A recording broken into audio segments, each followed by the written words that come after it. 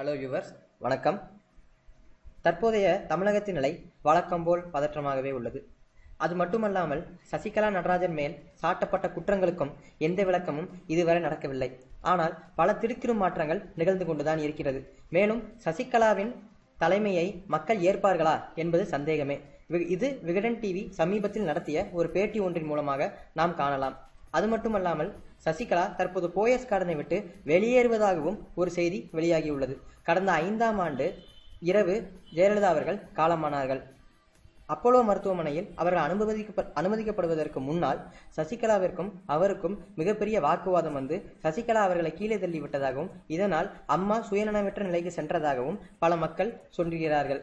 மேலும் இதில் எது புரளி எது உண்மை என்பதை உரிய விசாரணை நடத்துவதன் மூலமாகவே கண்டுபிடிக்க முடியும் என்று கட்சியில் சில பேர் சொல்லிக் கொண்டிருக்கிறார்கள். கட்சியில் மூத்த தலைவர்கள் சசிகலாவை கட்சி தலைமையாக ஏற்றுக்கொண்ட போதிலும் மக்கள் அவர்களை ஏற்கவில்லை. இது விகடன் டிவியின் மூலமாக விகடன் டிவி எடுத்த பேட்டியின் மூலமாக நாம் அறிந்து கொள்ள முடிகிறது. அந்த வீடியோ உங்கள் பார்வைக்காக.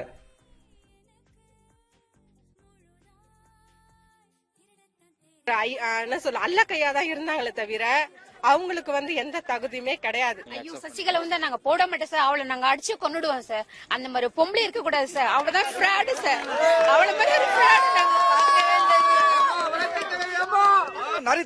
நரித்தந்திரத்தில் இடம் கொடுக்க கூடாது என்று பொதுமக்களுடைய பணிவோடு கேட்டுக்கொள்கிறோம். ஒரு பெண் சிங்கமா இருந்தாங்க.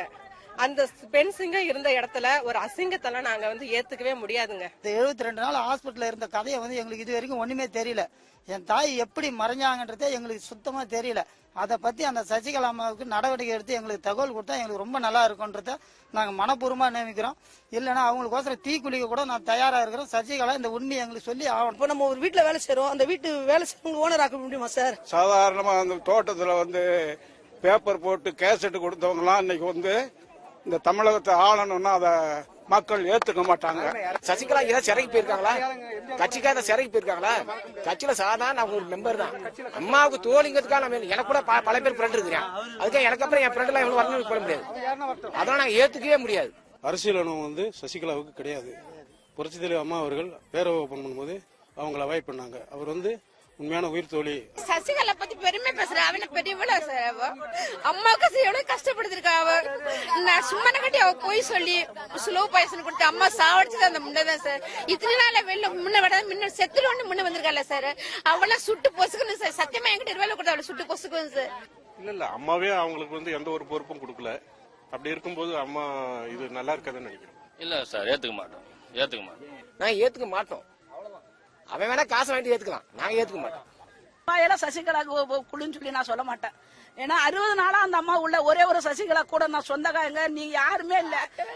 அந்த மக்கள்கிட்ட அவங்க ஒரு வார்த்தை அம்மா இப்படி இருக்கிறாங்கன்னு சொல்ல யாரு வந்தாலும் அம்மா உள்ள இருக்கிறாங்க மூடி வச்சுட்டாங்க. இப்ப நெட்ல போட்டு காமிக்கிறாங்க. இதை எப்படி அனுபவிச்சாங்க அந்த தமிழ்நாடு அரசு?